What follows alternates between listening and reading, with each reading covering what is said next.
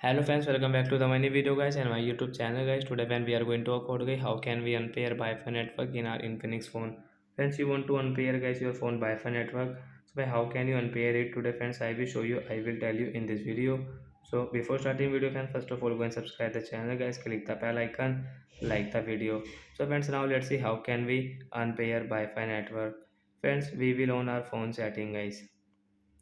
After on phone setting guys, scroll it friends, you can see this type of setting friends. Click on guys your phone Wi-Fi setting guys, tap here friends. You can see guys we have paid this Wi-Fi, and when right side is icon guys, tap here friends. You want to share this Wi-Fi, so when you can share from here, so we will not share. So friends, you can see guys we have this Wi-Fi net 5G network. We will unpair it. Press here friends, click on forget option means unpair, then it will unpair guys. We cannot use.